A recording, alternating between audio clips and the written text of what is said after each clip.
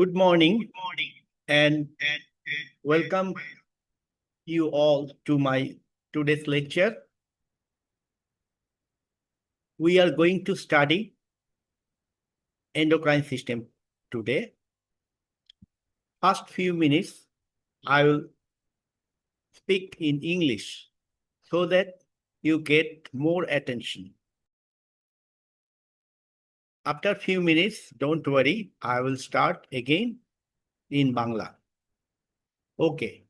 In the endocrine system, we have many glands in our body, but for your exam purpose, only a few glands are very important. They are thyroid glands and islets of Langerhans, that is endocrine part of pancreas.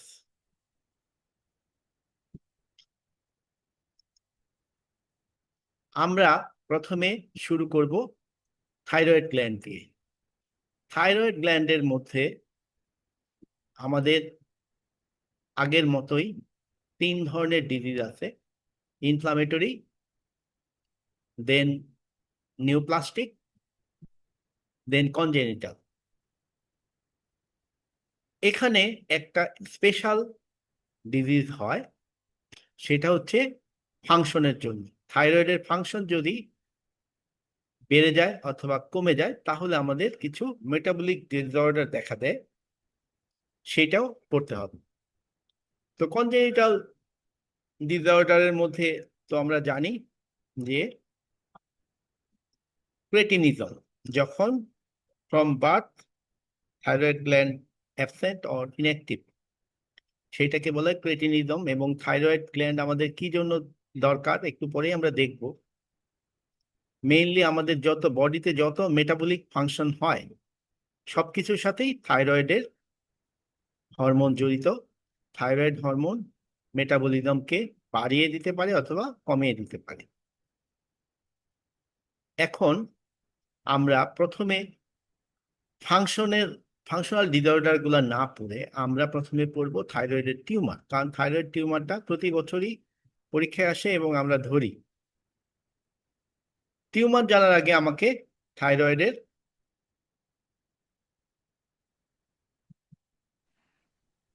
অ্যানাটমিটা জানতে হবে। তো থাইরয়েডের টিউমারের মধ্যে কি কি tumour হতে পারে? অ্যাডেনোমা হতে পারে, কার্সিনোমা হতে পারে। অ্যাডেনোমা বিনাইন আর কার্সিনোমা ম্যালিগন্যান্ট। অ্যানাটমিটা আগে আমরা একটু দেখে নিই।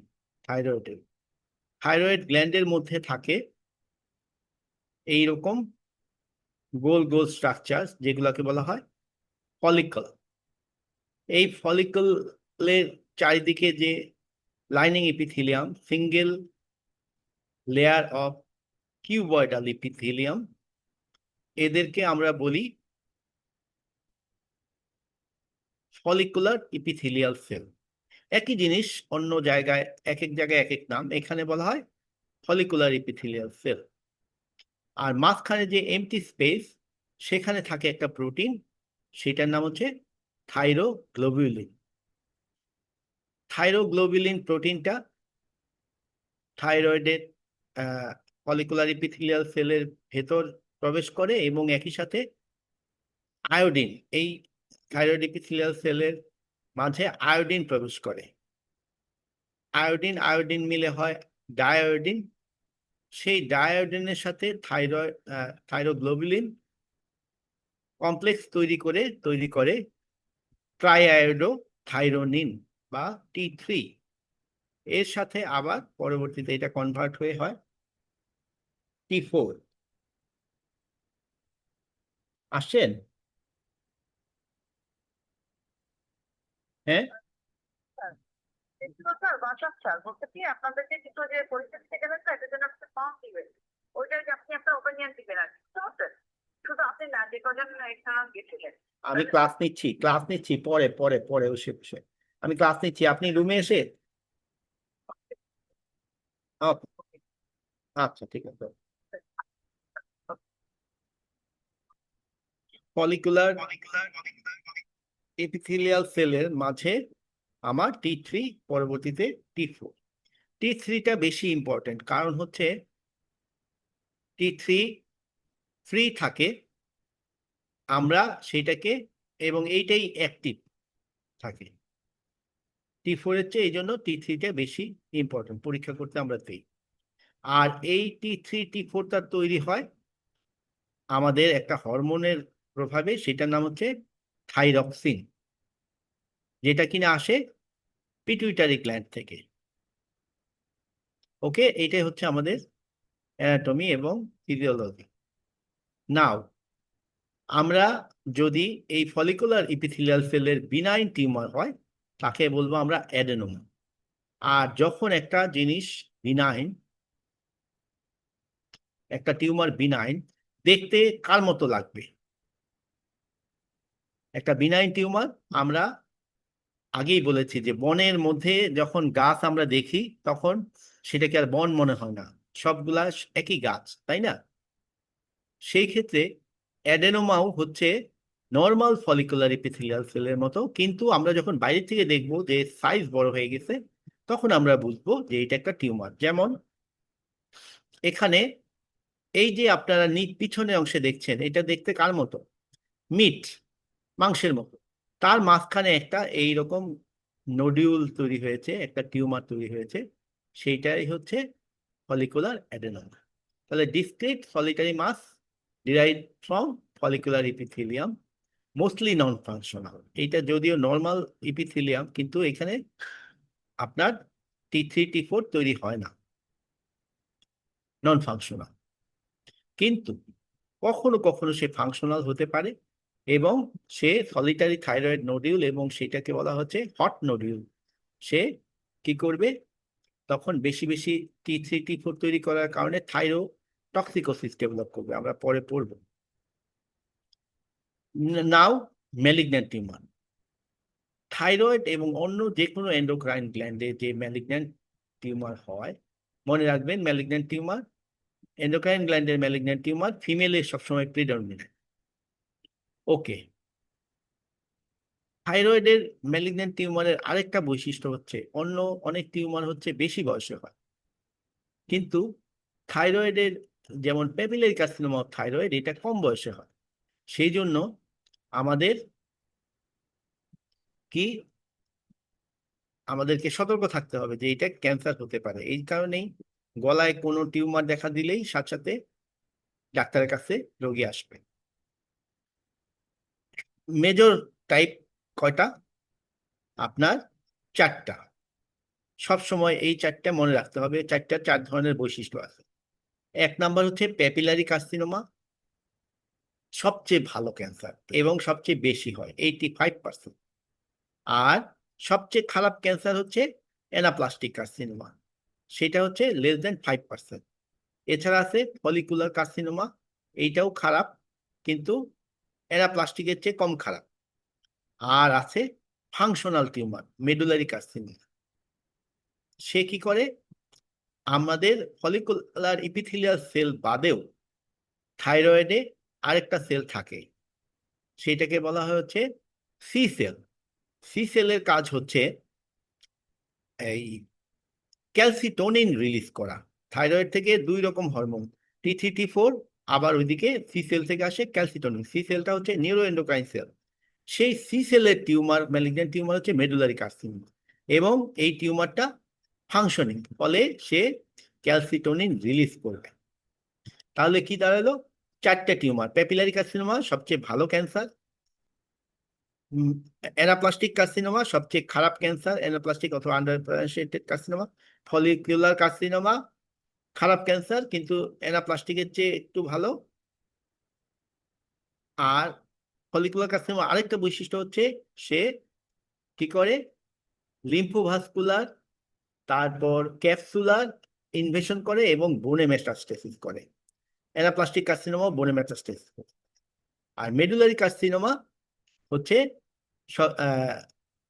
হরমোন রিলিজ করে, সেটার নাম ক্যালসিটোনিন।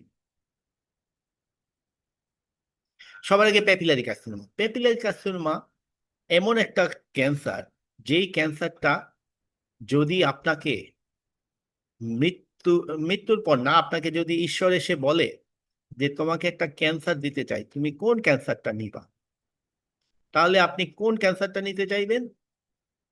অবশ্যই papillary carcinoma of thyroid.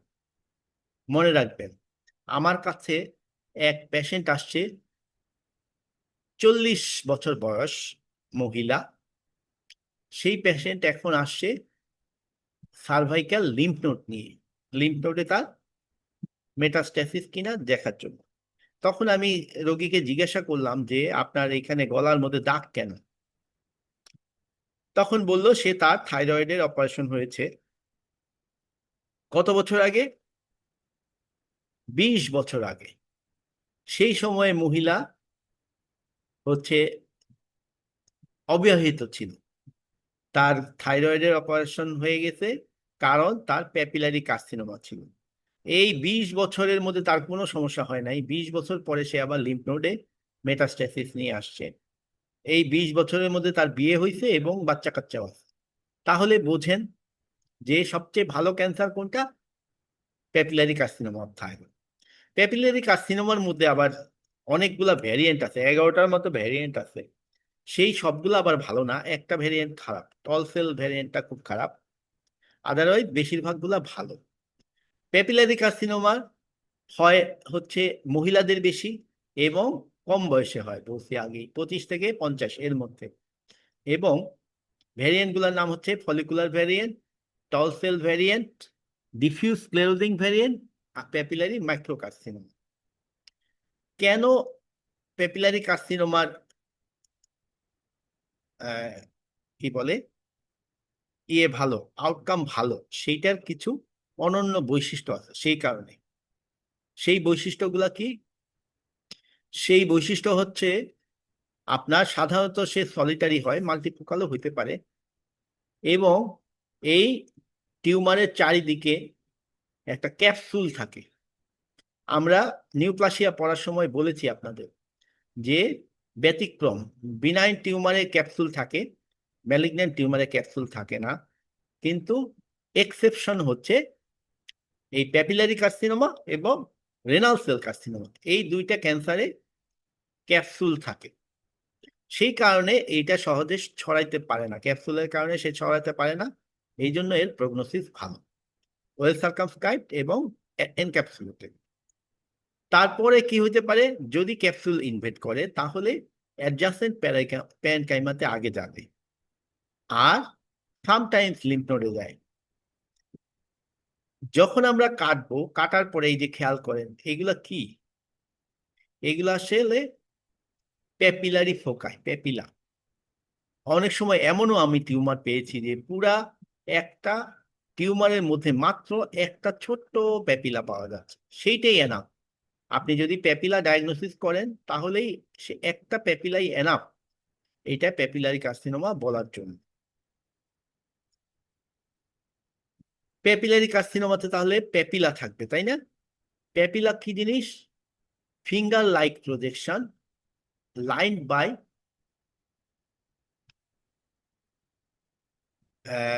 Double or multiple layer of follicular atypical follicular epithelium।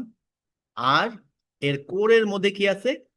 ফাইব্রোভাস্কুলার core. এই যে দেখেন, এটা একটা ব্লাড ভেসেল, মাঝখানে ব্লাড আছে, তাহলে তার মধ্যে ফাইব্রোভাস্কুলার কোর থাকবে। তাহলে ব্রাঞ্চিং প্যাপিলি উইথ ফাইব্রোভাস্কুলার স্টক অথবা কোর। আর লাইনিং থাকবে হচ্ছে মাল্টিপল লেয়ার অফ কিউবয়েডাল ইপিথেলিয়াম। এই যে লাইনিং, এই লাইনিং গুলার মধ্যে যে সেলগুলা দেখতে পাচ্ছেন, তাদের নিউক্লিয়াস গুলা কেমন খেয়াল করেন। এইটাও আমি আপনার নিউপ্লাসিয়া যদি পড়িয়ে থাকি সেখানে বলার বলার কথা, যে অ্যানাপ্লাসিয়ার ফিচারের মধ্যে নর্মালি হচ্ছে কি হয়? হাইপারক্রোমাটিক হয়। কিন্তু কোনো কোনো ক্ষেত্রে এই যে ক্রোমাটিনগুলি, সেগুলি কি করে?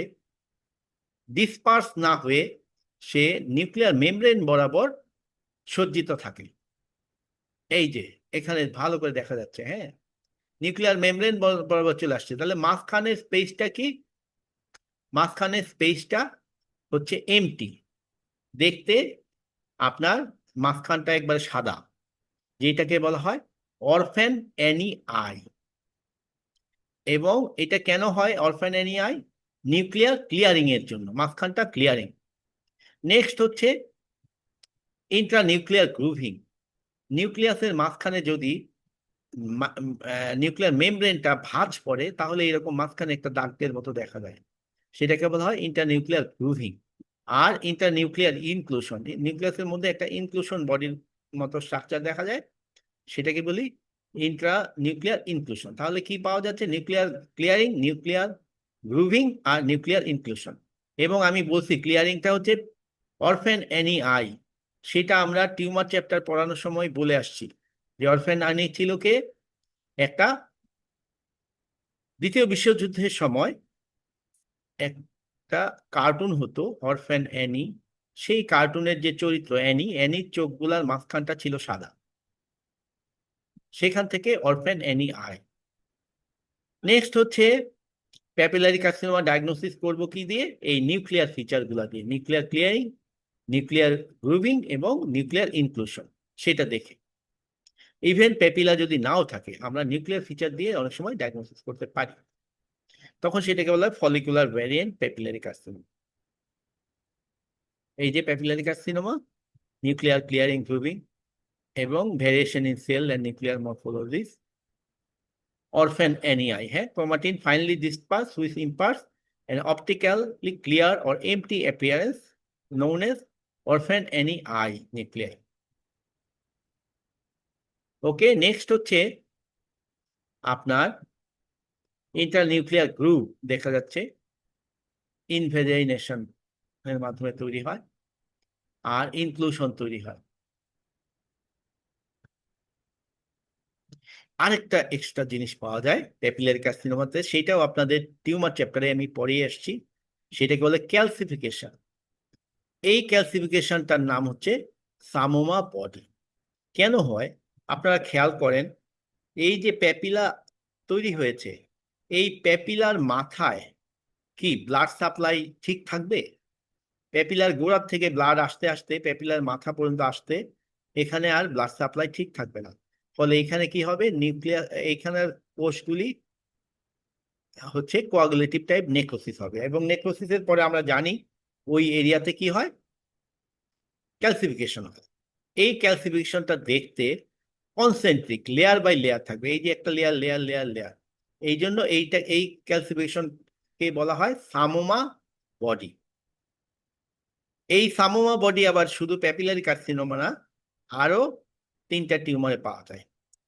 Papillary thyroid carcinoma, papillary renal cell কার্সিনোমায় পাওয়া যায়, আর পাওয়া যায় মেনিনজিওমাতে এবং সেরাস সিস্টাডেনোমা, এই 4টে টিউমারে পাওয়া যায়।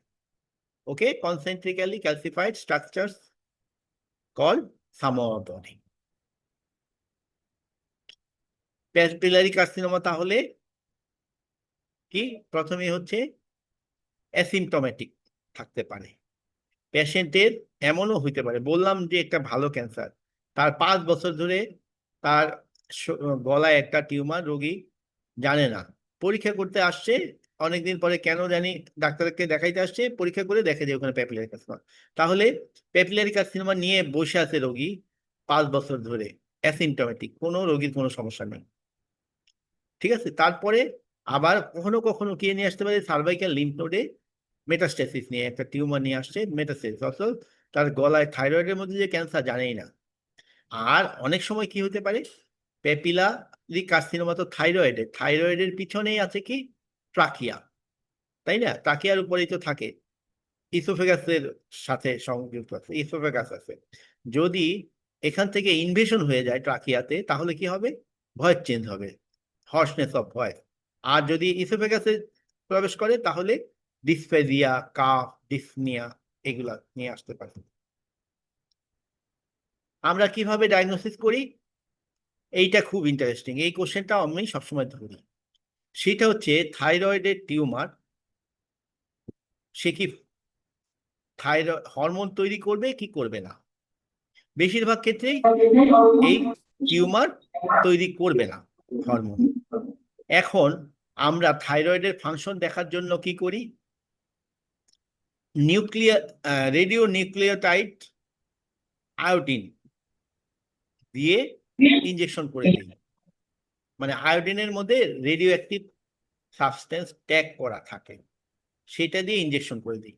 সেই আয়োডিনটা যদি থাইরয়েডের ফলিকুলার ইপিথেলিয়াল সেল গ্রহণ করতে পারে, তাহলেই তো বুঝবো যে আমরা এটা ফাংশনিং। তখন আমরা সেটাকে কি বলি? ফাংশনিং থাকা, সেটা সিগন্যাল দিবে এক্সরেতে, সেটাকে বলি আমরা হট নোডিউল। আর যেই নোডিউলের মধ্যে ফাংশনিং না, সেই নোডিউল কিন্তু দেখা যাবে কালো, সেখানে কোনো আয়োডিন প্রবেশ করে নাই। এখন আমার কোশ্চেন আপনাদের কাছে, অলরেডি আপনাদের বুঝিয়ে ফেলছি যে হট নোডিউল ভালো নাকি কোল্ড নোডিউল ভালো। অনেকে যারা আমার এই লেকচার খেয়াল করবেন না, তারা বলবেন যে হট নোডিউলটা খারাপ, হট শব্দটা শুনেই গরম মনে হচ্ছে, খারাপ। আসলে হট নোডিউল মানে হচ্ছে থাইরয়েডটা ফাংশনিং। সে হয়তো বা হাইপার থাইরয়েডিজম করতে পারে, কিন্তু সেটার ক্যান্সার হওয়ার চান্স নাই, যেহেতু সে ফাংশনিং। আর কোল্ড নোডিউল, সেইটা ফাংশনিং না, সেটা আইদার সে নোডুলার গয়টার হইতে পারে, অথবা সে ক্যান্সার হতে পারে। সুতরাং আপনার হট নোডিউল ভালো, কোল্ড নোডিউল খারাপ। প্রগনোসিস আমি আগেই বলেছি যে সবচেয়ে ভালো ক্যান্সার, এক্সিলেন্ট প্রগনোসিস, 10 ইয়ার সার্ভাইভাল, মোর দেন 95%। 95%-এর বেশি লোকই 10 বছরের উপরে বাঁচে। এবং আমরা যখন 5 বছর পরে, আমরা নর্মালি টিউমারের ক্ষেত্রে রোগী যদি 5 বছর বেঁচে থাকে, তাহলে আমি বলি যে ক্যান্সার কিওর হয়ে গেছে। আর প্রগনোসিস ডিপেন্ডস অন এজ, কম বয়সে হইলে ভালো, বেশি বয়সে যদি এই ক্যান্সার হয় তাহলে সেটার প্রগনোসিস খারাপ, মোর দেন 40। এক্সট্রা থাইরয়েডাল এক্সটেনশন, যদি থাইরয়েডের বাইরে যায় তাহলে সেটা খারাপ, থাইরয়েডের মধ্যে থাকলে সেটা ভালো। ডিস্ট্যান্ট মেটাস্টেজ, ডিস্ট্যান্ট যদি চলে যায় অবশ্যই এটা স্টেজ খারাপ। নেক্সট আমরা আসবো ফলিকুলার কার্সিনোমা। আমি বলছিলাম যে সেইটা ফলিকল দিয়ে তৈরি হয়, অ্যাডেনোমা যেরকম ফলিকল দিয়ে তৈরি হয়, ফলিকুলার অ্যাডেনোমা, ফলিকুলার কার্সিনোমাও সেরকম। এইটা দেখে বোঝার উপায় থাকবে না যে এটা একটা ম্যালিগন্যান্সি। কেন আমরা বুঝবো যে এটা ম্যালিগন্যান্সি? যখন আমরা দেখব যে ফলিকুলার কার্সিনোমা যে ক্যাপসুল আছে থাইরয়েডের, সেই ক্যাপসুলকে ইনভেড করে গেছে, অথবা এই মিরাজ মিউট লিম্ফোভাস্কুলার করো। ইনভেশন করছে, ব্লাড ভেসেলকে ইনভেশন করছে, তখনই আমরা বলতে পারবো এটা ফলিকুলার কার্সিনোমা। তার মানে দেখতে একবারে নর্মাল থাইরয়েডের মতোই লাগবে, ফলিকুলার কার্সিনোমা। এবং ফলিকুলার কার্সিনোমার খারাপ দিক কি? সে মেটাস্টাসাইজ টু বোন, লাং, লিভার। আমরা যখন নিউক্লাসিয়াতে পড়েছিলাম যে বোনে মেটাস্টেসিস করে কোন টিউমার গুলা, তখন একটা সূত্র বলেছিলাম, পাবলিক টিটি। টিটি, টিটির মধ্যে টিতে হচ্ছে থাইরয়েড আর টিতে টেস্টিস। তো থাইরয়েডের টিউমার ফলিকুলার কার্সিনোমা এবং অ্যানাপ্লাস্টিক কার্সিনোমাও বোনে মেটাস্টেসিস করে। নেক্সট আসি সবচেয়ে খারাপ টিউমার, সেটা হচ্ছে অ্যানাপ্লাস্টিক অর আনডিফারেন্সিয়েটেড কার্সিনোমা। সেটা হচ্ছে লেস দেন 5% হয়, বেশি বয়সে হয় এবং অ্যাগ্রেসিভ, মর্টালিটি 100। তাহলে থাইরয়েডের ক্যান্সারের মধ্যে সবচেয়ে খারাপ অ্যানাপ্লাস্টিক কার্সিনোমা। এখন মেডুলারি কার্সিনোমা এমন একটা টিউমার যে ফাংশনিং, সে ক্যালসিটোনিন রিলিজ করবে। এবং আমরা অপারেশন, এই টিউমার হলে আমরা যদি অপারেশন করি, অপারেশন করার পরে রোগী ভালো হয়ে গেছে কিনা সেটা আমরা কিভাবে বুঝতে পারি? আমরা তখন আমরা রক্তের মধ্যে এই ক্যালসিটোনিনের লেভেল দেখি, লেভেল দেখে যদি দেখি যে নর্মাল আছে, তাহলে বুঝবো যে না, আর টিউমার আর প্রোগ্রেশন করে নাই, টিউমার ভালো আছে। তাহলে ক্যালসিটোনিন দিয়ে আমরা ডায়াগনোসিস করতে পারি রোগী যে এটা ক্যালসিটোনিন বেড়ে গেছে, নিশ্চয়ই তাহলে এটা মেডুলারি কার্সিনোমা। তারপর অপারেশন করে ফেললাম, এখন পোস্ট অপারেটিভ ফলো আপ করতে পারি যে অপারেশন করার ফলে সাকসেসফুল হয়েছে কিনা, এবং পরবর্তীতে আবার যদি হয় সেটাও আমরা ডায়াগনোসিস করতে পারি। শেষ, আমাদের থাইরয়েডের ম্যালিগন্যান্ট টিউমার গুলো শেষ হয়ে গেল। এখন আমরা পড়ব থাইরয়েডের ফাংশন।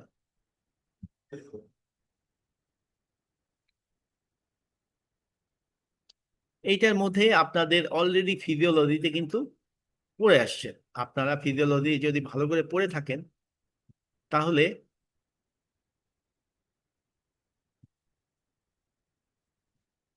জানার কথা। আচ্ছা, থাইরয়েডের চারিদিকে কি থাকে? থাইরয়েডের উপরে এবং নিচে দুইটা গ্ল্যান্ড থাকে, দুই দুই চারটা। সেটার নাম কি? Parathyroid gland. একটা মজার ব্যাপার, আপনার মনে করেন থাইরয়েডের ক্যান্সার কেটে আপনার কাছে সার্জন, মানে সার্জন আপনার প্যাথোলজিস্টের কাছে পাঠাইছে। আমি প্যাথোলজিস্ট পরীক্ষা করতে গিয়ে দেখলাম যে আরে, প্যারাথাইরয়েড কেটে তো পাঠিয়ে দিচ্ছে। এখন আমি কি করব জানেন এটা? আমি এই সার্জনকে ফোন দিয়ে বলবো যে আপনি প্যারাথাইরয়েড গ্ল্যান্ড কেটে বাদ দিয়ে দিয়েছেন, এই প্যারাথাইরয়েড গ্ল্যান্ড গুলো নিয়ে নেন। সার্জন তখন, আমি কেটে দিব, সার্জন নিয়ে যাবে। নেয়ার পরে কি করবে সার্জন? সার্জন হচ্ছে এই প্যারাথাইরয়েড গ্ল্যান্ড গুলাকে আবার রোগীর শরীরে বসিয়ে দিবে। কোথায় বসিয়ে দিবে? স্কিন কেটে স্কিনের নিচে বসিয়ে দিবে, হাতে পায়ের স্কিনের নিচে বসিয়ে দিবে। এই প্যারাথাইরয়েড গ্ল্যান্ড তখন সেখানেই কাজ করা শুরু করবে। ওকে, তাহলে আমাদের ফ্রোজেন সেকশনের সময় এরকম প্যারাফিন, যদি ফরমালিন দিয়ে দেয় তাহলে তো ওই কোষ মারা যাবে। কিন্তু ফরমালিন ছাড়া দিলে, ফ্রোজেন সেকশনের সময় যদি ফরমালিন ছাড়া দেয় তখন আমরা থাইরয়েড গ্ল্যান্ড চেক করে পেলে আমরা আবার ফেরত দিব। ওকে, এই যে আগে আমরা হিস্টোলজিটা পড়ে আসছিলাম যে এখানে থাকে ফলিকল, ফলিকুলের চারিদিকে থাকে ফলিকুলার ইপিথেলিয়াল সেল। এইরকম ফলিকল হচ্ছে কয়টা থাকে? একটা লোবিলের মধ্যে 20 থেকে 30টা ফলিকল থাকে। আর এই ফলিকুলের মাঝখানে থাকতে একটা প্রোটিন, সেটাকে বলা হয় কোলয়েড। এইটার মধ্যে কি থাকে আসলে? থাইরোগ্লোবুলিন। এই ফলিকুলার সেলগুলোর মাঝখানে মাঝখানে এই যে একটা মাঝখানে মাঝখানে কিছু সেল থাকে, সেটার নাম parafollicular cell or C cell, যেটা কিনা neuroendocrine cell, ectodermal origin. তাহলে ফলিকুলার সেল, লোবিউল। ওকে, এখানে দেখাচ্ছে কিভাবে সে ইয়ে হয়। আমাদের দেখেন এখানে টিএসএইচ রিসেপ্টর আছে এই ফলিকুলার ইপিথেলিয়াল সেলের মাথা। সেখানে এসে যদি টিএসএইচ এসে যুক্ত হয় তাহলে তখন সে সিগন্যাল দেয় যে বেশি বেশি T3 T4 তৈরি করো। তখন এই ফলিকুলার ইপিথেলিয়াল সেল ফ্যাগোসাইটোসিস প্রক্রিয়ায় এই ইয়ে নেয়, এই thyroid, sorry, TG, try thyroglobulin সে গ্রহণ করে তার কোষের ভিতর। আর ওইদিকে আয়োডিন গ্রহণ করে, আয়োডিন আয়োডিন কাপলিং হয়, তারপরে সেই ডায়োডাইড গিয়ে টিজির সাথে যুক্ত হয়ে T3 তৈরি করে। নর্মাল একটা থাইরয়েড গ্ল্যান্ড আমরা দেখতে পাচ্ছি, ফলিকুলের মাঝখানে কলয়েড, থাইরয়েড হরমোন। তাহলে thyroid follicular epithelial cell convert কি করে থাইরোগ্লোবুলিনকে T3 এবং T4 T3, mesenchymal T3, T4 T3 released into the systemic circulation and bound to circulating plasma protein for transport to peripheral tissue. Peripheral টিস্যুতে T4 is converted to T3, আবার T4 থেকে T3 হয়ে যায়, কারণ T3টাই কাজ করে আগে বলছি। আর only unbound T3 is physiologically active। T3 যদি আনবাউন্ড হয় তাহলেই অ্যাক্টিভ হয়, না হলে বাউন্ড যেগুলা সেগুলা কোনো কাজ করে না। T3 is responsible for majority of thyroid hormone action। থাইরয়েডের হরমোনের যে সিস্টেম, মেটাবলিক ফাংশন, সেইগুলা T3 করে। তাহলে আবারও দেখি কিভাবে কন্ট্রোল হলো। হাইপোথ্যালামাস, সেখান থেকে আমাদের কি হচ্ছে, টিআরএইচ, থাইরক্সিন রিলিজিং হরমোন, সেটা রিলিজ হলো টিআরএইচ। তারপর সে আবার কি করলো, অ্যান্টেরিয়র পিটিউটারিতে এসে সিক্রেশন মানে স্টিমুলেট করলো, সেখান থেকে রিলিজ হলো TSH, thyroid stimulating hormone. Thyroid stimulating hormone গিয়ে কি করলো, থাইরয়েডের উপরে কাজ করলো, তৈরি করলো T4 T3, 80% T4, 20% T3। সেইটা যখন তৈরি হয়ে গেল, ব্লাডের মধ্যে এখন প্রচুর পরিমাণে T4 T3 আছে, সে কি করবে, গিয়ে আবার দুই জায়গায় ইনঅ্যাক্টিভ করবে, প্রথমে অ্যান্টেরিয়র পিটুইটারিকে, তারপরে হাইপোথ্যালামাসকে, দুই জায়গায় সিগন্যাল দিবে যে না, আর তোমার টিএসএইচ রিলিজ করার দরকার নেই, টিআরএইচ রিলিজ করার দরকার নেই।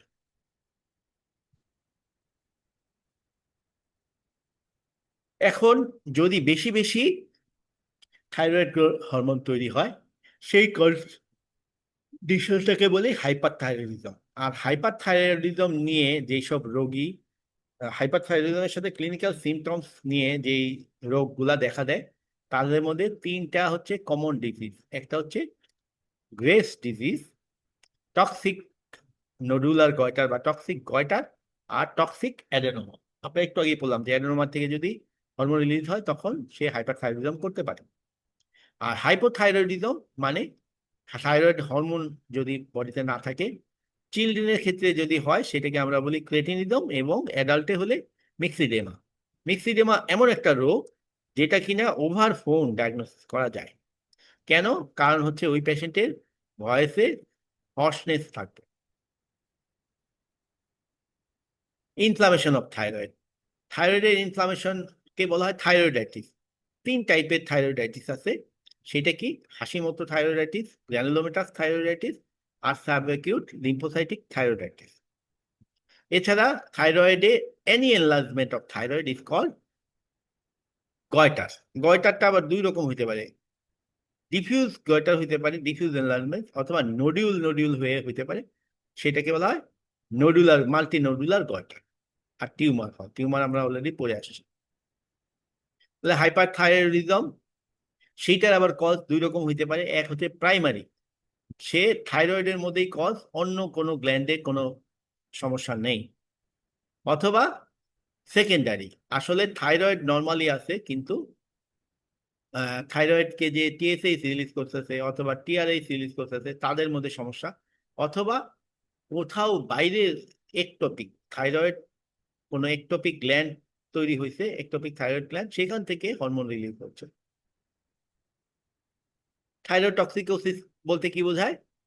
এটা হচ্ছে হাইপার থাইরয়েডিজমের পরে যদি একটা হাইপার মেটাবলিক স্টেট তৈরি হয়,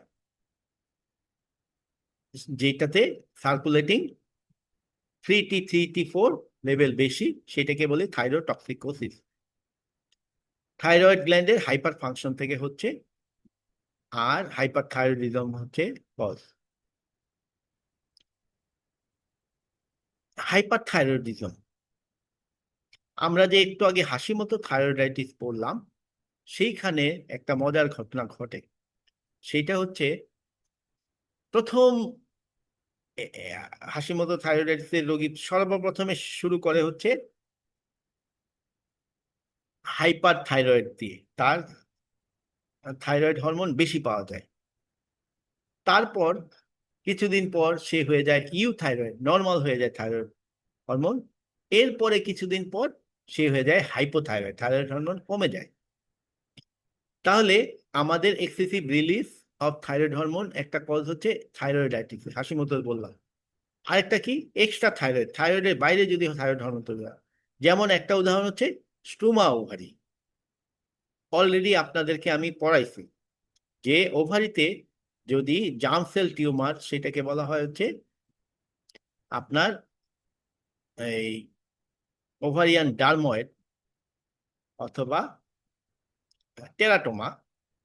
সেই টেরাটোমাতে আমাদের বডির সব ধরনের যে স্ট্রাকচার, টটিপটেন্ট সেল, সেই জন্য সব ধরনের স্ট্রাকচার তৈরি হয়। সেখানে যদি ওভারিতে থাইরয়েড টিস্যু তৈরি হয়, সেইটাকে বলা হয় স্টুমা ওভারি।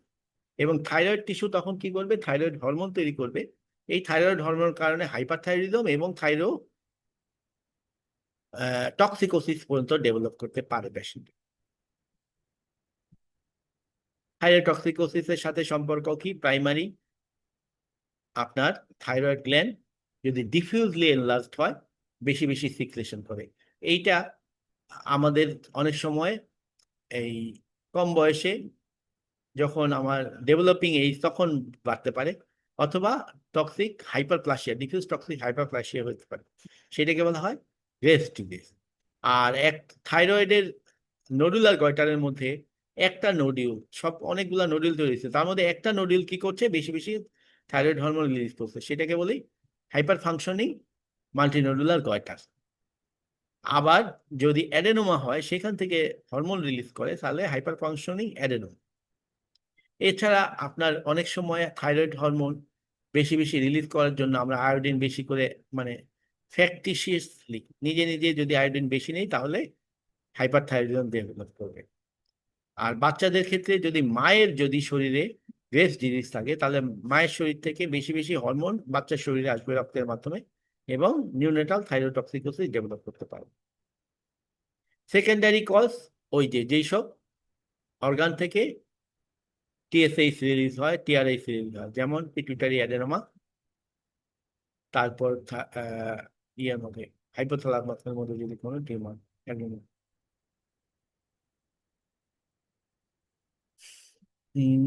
হাইপারথাইরয়েডিজম করে না থেকে granulomatous thyroiditis, subacute lymphocytic thyroiditis.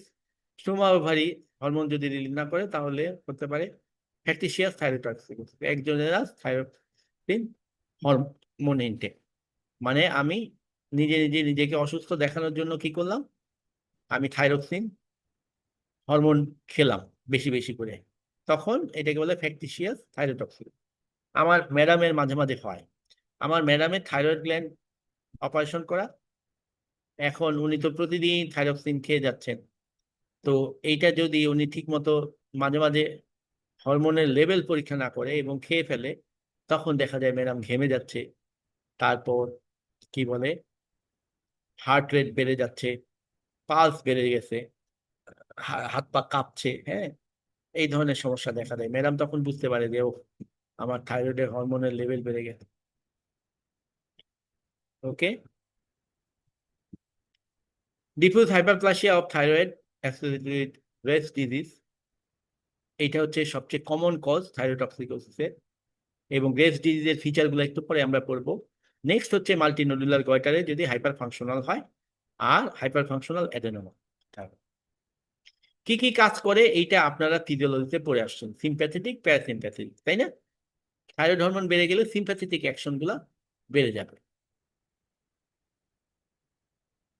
এইগুলা কি কি কাজ, সেগুলো আপনারা দেখে নেবেন। বেশি বেশি রেসপিরেশন হবে, হার্ট রেট বাড়বে, তারপর কার্ডিয়াক আউটপুট বাড়বে, জিআইটি তে হচ্ছে বেশি বেশি মোটিলিটি হবে, ফলে পাতলা পায়খানা হবে, ডায়রিয়া হবে। সিএনএস এ হচ্ছে সেন্সিটিভিটি টু ক্যাটাকোলামাইন, সেই জন্য মানে নিউরাল এক্সাইটেটরি ইফেক্ট, যে অ্যাংজাইটি ওয়ারি এগুলো হবে। এন্ডোক্রাইন, যেমন আপনার অন্যান্য হরমোনও রিলিজ সিক্রেশন করাবে। মেটাবলিজম বেড়ে যাবে, হাত তখন গরম, হাতের টেম্পারেচার দেখবেন যে গরম, হাতের তালুতে ঘামবে, হাত গরম থাকবে। আর স্কেলিটাল মাংস মাসল আপনার রেগুলেট লং বোন গ্রোথ। ঠিক আছে। ক্লিনিক্যাল কোর্স আমরা দেখব হাইপার মেটাবলিক স্টেটের যেসব, ওই যে বললাম সিম্প্যাথেটিক গুলা, ওভার অ্যাক্টিভিটি সিম্প্যাথেটিক নার্ভাস সিস্টেমের কারণে। স্কিন হবে সফট ওয়ার্ম ফ্লাশ, গরম থাকবে হাতটা। আর ইয়ের মধ্যে হাইপোথাইরয়েড হচ্ছে উল্টা, কোল্ড কাম স্কিন, হিট ইনটলারেন্স। এই সব রোগীগুলা, যেমন আমি নিজেও কিন্তু গরম সহ্য করতে পারি না, যদিও আমার হাইপারথাইরয়েড নাই, আমি রক্ত পরীক্ষায় পাওয়া যায় নাই, কিন্তু সাব ক্লিনিক্যাল থাকতে পারে। আমি গরম সহ্য করতে পারি না, এই পেশেন্টরাও গরম সহ্য করতে পারবে না, হালকা গরম এই ফ্যান ছাড়া ঘামতে থাকবে, সোয়েটিং ইনক্রিজ। আর ওয়েট লস হবে, যদিও খাবে বেশি, কিন্তু দেখা যাবে যে অনেক প্রচুর খাওয়ার পরেও তাদের ওয়েট কমে গেছে। কার্ডিয়াক ম্যানিফেস্টেশন, পালপিটেশন, টালপিটেশন, এগুলো পড়ে নিবেন। আর বেশি বেশি হার্ট রেট এবং বেশি বেশি কার্ডিয়াক আউটপুটের কারণে পরবর্তীতে তার হার্টের লেফট ভেন্ট্রিকুলার এনলার্জমেন্ট হবে, এবং পরবর্তীতে কনজেস্টিভ হার্ট ফেলিউর হতে পারে। এটা বলে হাইপার থাইরয়েড কার্ডিওমায়োপ্যাথি। এখন এইটা লাগবে আপনার নিউরোমাস্কুলার ট্রেমর, এগুলো না, আহ, কোন ধর আপনারা যখন মেডিসিন করবেন তখন দেখতে পাবেন কোন ধরনের ট্রেমর হয়। একটা হচ্ছে দুই রকম আছে, ইনটেনশন ট্রেমর, ঠিক আছে? এটা কোনটা হয় এটা দেখে নেবেন। মায়োপ্যাথি ডেভেলপ করতে পারে। মায়োপ্যাথির উদাহরণ কি? আমরা থাইরয়েডের পেশেন্টের যদি জার্ক দেখি, দেখবেন যে লেট, আপনারা এরকম যদি এন্ডোক্রাইন আপনাদের যদি ডিপার্টমেন্ট থাকে যাবেন, গিয়ে থাইরয়েডের পেশেন্ট খুঁজে বের করবেন, হাইপার থাইরয়েড, সেই পেশেন্টের জার্ক দেখবেন, তখন আপনারা বুঝতে পারবেন যে ইন্টারেস্টিং জিনিস। প্রথমে জার্ক দিয়ে, কি বলে এটারে, হ্যামার দিয়ে গুঁতা দিবেন, দেখবেন যে কোনো রেসপন্স নাই, একটু পরে গিয়ে দেখবেন যে পাটা কেঁপে উঠবে। এটা বলা হয় ডিলেড রেসপন্স। চেক করবেন, করে আমাকে জানাবেন, ফলো আপ জানাবেন যে আসলেই হয় কিনা। হ্যাঁ, অকুলার চেঞ্জ এইটা লাগবে। এইটা দেখে আপনারা, আমি থাইরয়েডের রোগী ডায়াগনোসিস করি চোখ দেখে, সেটা হচ্ছে হোয়াইট। হোয়াইট কিভাবে? তার যে দুইটা চোখের পাতা, চোখের দুইটা পাতা, সেটার মধ্যে গ্যাপ থাকবে বেশি। তারপরে স্টেয়ারিং গেজ, এই গ্যাপ বেশি থাকার কারণে তার নর্মালি একটা আইবলের লেস দেন 1/6 পোর্শন বাইরে দেখা যায়, কিন্তু তার হচ্ছে এর চেয়ে বেশি অংশ দেখা যাবে, মোর দেন 1/6 পোর্শন। ফলে দেখতে মনে হবে সে আমার দিকে তাকিয়ে আছে, স্টেয়ারিং গেজ। আর লিড ল্যাগ, ইভেন চেষ্টা করার পরেও ঘুমানোর সময়ও দেখা যাবে যে তার দুইটা চোখের পাতা একসাথে একসাথে জোড়া লাগতেছে না, দুইটা পাতার মাঝখানে একটু গ্যাপ পড়ে আছে। ঠিক আছে, সিম্প্যাথেটিক ওভার স্টিমুলেশন অফ লিবিডর পালপেব্রি সুপিরিয়রিস। আর প্রপটোসিস, প্রপটোসিস মনে হবে চোখের যে আইবলটা সেটা কোটর, চোখের কোটর থেকে বেরিয়ে আসছে, সেটা পাওয়া যাবে গ্রেভস ডিজিজে। তাহলে গ্রেভস ডিজিজ ডায়াগনোসিস করবো আমরা এগুলা দিয়ে, white, staring grave, lid lag, তারপর প্রপটোসিস। স্কেলিটাল মাসলে কি হবে? বেশি বেশি হরমোনের ফাংশনের কারণে অস্টিওপোরোসিস এবং increase risk of fracture, fracture সম্ভাবনা। এই যে লিড ল্যাগ, লিড ল্যাগ মানে দুইটার মধ্যে গ্যাপ। এই যে দেখেন চোখের যে ইয়ে, এই মানে চোখের, আপনার নর্মাল চোখে কি আমরা এরকম চোখের উপরে সাদা অংশ দেখতে পাই? দেখতে পাই না। দুইটা পাপড়ি দিয়ে চোখের কালো অংশ শুধু পর্যন্ত ঢেকে থাকে। আর লিড রিট্রাকশন দেখেই বোঝা যাচ্ছে যে বড়, তাই না? আর প্রপটোসিস, সরি, এক্সোপথ্যালমস, সেটা কি? মনে হচ্ছে যে, বা এটারই নাম প্রপটোসিস, মনে হচ্ছে যে চোখের বল, আইবলটা চোখ থেকে বেরিয়ে আসবে। হাইপারথাইরয়েডিজম অলরেডি আমরা জানি। হ্যাঁ, যখন আপনি ভয় পাবেন অথবা দৌড় দিবেন, তখন যা ঘটবে সেটাই হচ্ছে হাইপারথাইরয়েডিজম, সিম্প্যাথেটিক ড্রাইভের কারণে। গ্রেভস ডিজিজ, এইটা একই জিনিস। এখানে আমি শুধু ট্রায়াড, একটা হচ্ছে হাইপারথাইরয়েডিজমের স্টেট গুলা, যে সমস্যাগুলা সেটা থাকবে। তারপর অপথ্যালমোপ্যাথি, এটা দিয়ে আমরা এক্সোপথ্যালমস, লিড ল্যাগ, রিট্রাকশন, তারপর হচ্ছে স্টেয়ারিং গ্রেইস, এগুলা দিয়ে ডায়াগনোসিস করবো। আর প্রিটিবিয়াল মিক্স ইডিমা, টিবিয়ার উপরে একটা ইডিমা হয়, মিক্স ইডিমা, সেটা হচ্ছে আপনার ইয়েস ইডিমা। কি বলে, দুই রকম ইডিমা পড়ছি না, একটা হচ্ছে পিটিং, নন পিটিং, এটা হচ্ছে নন পিটিং ইডিমা।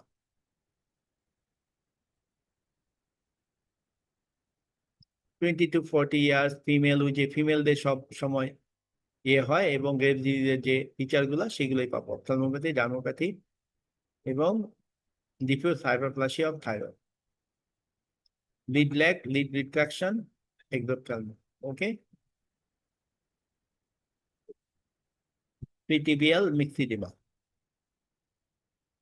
ইডিমা ডেভেলপ করেছে। কেন এই থাইরয়েড হরমোন বেশি বেশি রিলিজ হয়?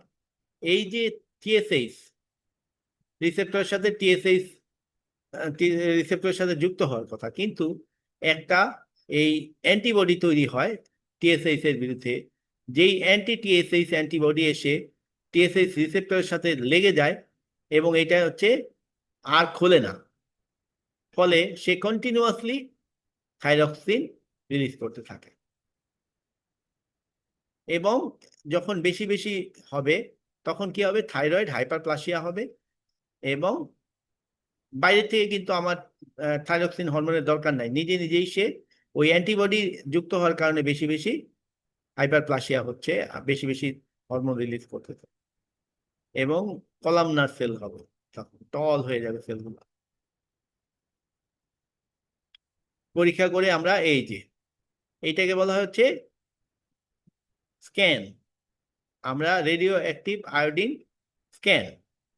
রেডিও অ্যাক্টিভ আয়োডিন যদি সে গ্রহণ করে তাহলে নর্মালি এরকম ফাংশনিং হবে।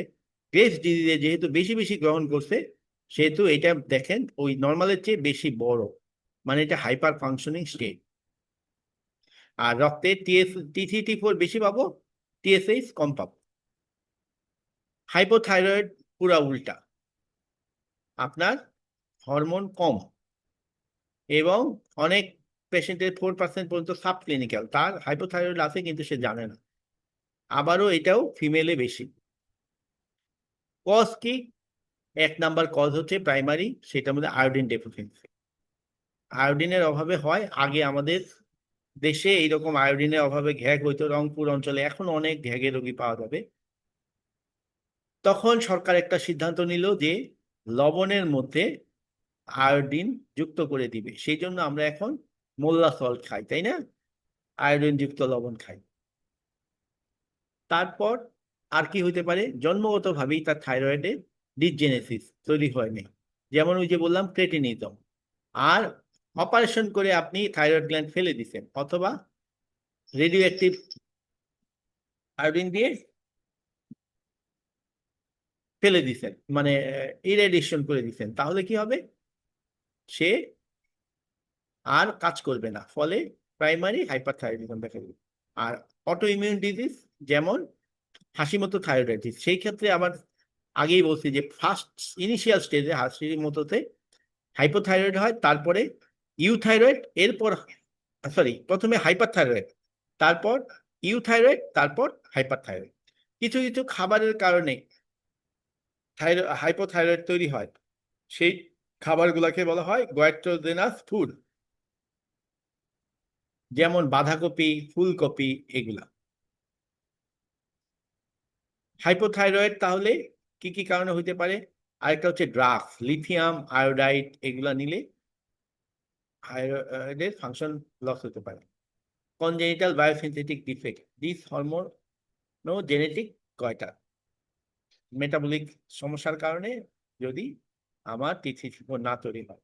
আর সেকেন্ডারি হচ্ছে পিটুইটারি সমস্যা হতে পারে, হাইপোথ্যালামিক ফেলিউর থেকে হতে পারে, হাইপোথ্যালামাসের কারণে হতে পারে।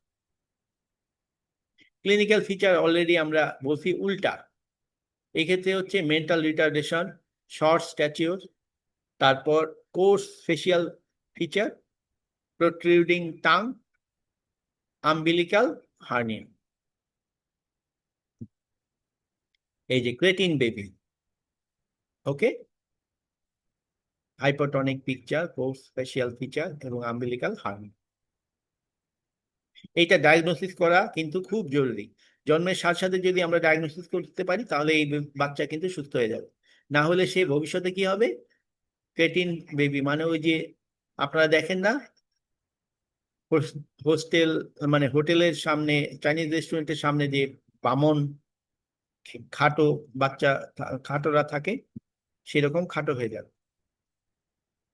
মিক্সিডিমা কি জিনিস? ওই যে বলছি আপনার টিবিআর প্রিটিবিয়াল রিজনে একটা ইডিমা তৈরি হবে, এবং এটা কেন হবে মিক্সিডিমা ডিজিজ হবে হচ্ছে অ্যাডাল্টে যদি হাইপোথাইরয়েডিজম ডেভেলপ করে তাহলে। এবং এই পেশেন্টের কি থাকবে, ওই যে বলছি যে আপনার ওভার টেলিফোন আমরা ডায়াগনোসিস করতে পারি। Speech intellectual function become slow, cold interest, overweight হবে, ওজন বেড়ে যাবে, এবং কনস্টিপেশন, ডিক্রিজ সোয়েটিং হবে, স্কিন কুল এবং পেইল। ওইখানে হাইপারথাইরয়েড হচ্ছে হাত গরম ছিল, সফট এবং হট, বা কি বলে সোয়েটি ছিল, আর এখানে হচ্ছে cool and pale. Cardiac output কমবে, এবং অ্যাথেরোজেনিক প্রোফাইল, মানে এলডিএল বেড়ে যাবে, অ্যাথেরোস্ক্লেরোসিস ডেভেলপ করবে। মিক্সিডেমার পেশেন্ট মোটা, ওই ক্ষেত্রে ছিল হচ্ছে শুকনা মিক্সিডেমা। গয়টার বলতে কি বোঝাচ্ছে? Any enlargement of thyroid gland, কিন্তু সাধারণত হচ্ছে ডিফিউজ মাল্টিনোডুলার গয়টার বলতে হাইপোথাইরয়েডের কারণে যেটা হয়, ডায়েটারি ডেফিসিয়েন্সি হতে পারে সেটার জন্য। আবার কি হতে পারে আপনার এই, আহ, অন্য যে কোনো কারণে এনলার্জমেন্ট হলেই সেটা গয়টার। তো যেটা ডায়েটারি আয়োডিন ডেফিসিয়েন্সির জন্য হয় সেটা কি হয়, আপনার থাইরয়েড আয়োডিন আপটেক হয় না, ফলে কি হবে, ওইদিকে বেশি বেশি হরমোনের জন্য আমার বডিতে থাইরক্সিন বেশি বেশি রিলিজ হবে, যে বের করো।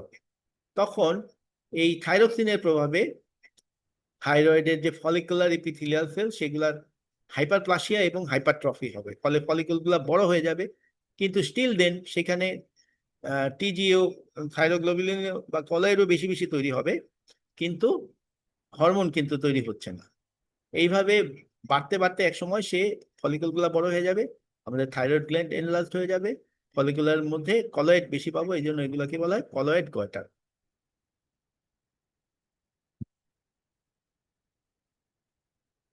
যদি ডিসঅর্ডার বেশি দিন বেশি থাকে তীব্র, তাহলে তখন সেখানে লাস্টে গিয়ে আমার হাইপোথাইরয়েড ডেভেলপ করবে। প্রথম অবস্থায় সে ইউথাইরয়েডই থাকতে পারে। ওকে, গয়ট্রোজেনাস ফুড কি কি বলছি? ক্যাবেজ, কলিফ্লাওয়ার, টার্নিপস, এগুলো। গয়টার গুলাকে ক্লাসিফাই করবো diffuse non toxic goitre, colloid goitre, endemic goitre যেই সব অঞ্চলে হরমোন মানে ইসে নাই, আয়োডিন নাই মাটিতে, যেমন ওই যে বলছি রংপুর, সেই সব অঞ্চলের গয়টার। আর স্পোরাডিক, এটা অন্য কারণে, মানে আয়োডিন খাদ্যে থাকার পরেও তার গয়টার ডেভেলপ করতেছে, অন্য কারণ স্পোরাডিক। মাল্টিনোডুলার গয়টার, এইটা আপনাদের পরীক্ষা আসবে। ফলিকল গুলা কেমন হবে দেখতে, যেহেতু এনলার্জ হয়ে যাবে, ভেরিয়েবল সাইজের ফলিকল পাবো, এবং কাভার্ড মানে containing colloid, line by colloid যখন বেড়ে যাবে তখন ফলিকুলার এপিথেলিয়াল সেল গুলা ছিল কিউবয়েডাল, সেইটাকে প্রেসার দিলে কি হয়ে যাবে, ফ্ল্যাট হয়ে যাবে, line by flatten follicular epithelial. এই যে দেখেন এক সময় এই রংপুরে অনেক অঞ্চলে অনেক এই ধরনের রোগী দেখা যেত, গলাটা বিশাল বড় লম্বা। কোনো কোনো দেশে এরকম গলা লম্বা হওয়াকে, মানে গলায় এরকম থাকাকে সৌন্দর্যের প্রতীক হিসেবে ধরা হয়, এটা সুন্দর। এই যে মাল্টিনোডুলার গয়টার, এই যে এখানে দেখা যাচ্ছে colloid rich follicles of defined size, line by flattened epithelium. Clinical course হচ্ছে হাইপোথাইরয়েড হবে বেশিরভাগ ক্ষেত্রে, কিন্তু কোনো কোনো ক্ষেত্রে যদি হরমোন একটা নডিউল, অনেকগুলো নডিউলের মধ্যে একটা নডিউল বেশি বেশি হরমোন রিলিজ করতে হবে, তখন হয়ে যাবে টক্সিক মাল্টিনোডুলার গয়টার। এবং আমরা রেডিও আয়োডিন স্ক্যান করে দেখবো এটা ফাংশনিং নাকি নন ফাংশনিং। ওইটার মধ্যে যদি একটা সিঙ্গেল নোডিউল হয়, যেটা বলে সলিটারি থাইরয়েড নোডিউল, এবং এটা আয়োডিন পরীক্ষা করে যদি রেডিও আয়োডিন পরীক্ষা করে যদি দেখি এটা কোল্ড নোডিউল, তখনই আমাদের টেনশন এখানে ক্যান্সার ডেভেলপ হয়েছে কিনা, তখন আমরা এফএনএসি করে সেটা ডায়াগনোসিস করতে। ইনফ্লামেশন থাইরয়েডাইটিস, হাসি মতো অলরেডি আলোচনা করছি। গ্ল্যানুলোমাটাস থাইরয়েডাইটিস, সাবঅ্যাকিউট লিম্ফোসাইটিক থাইরয়েডাইটিস।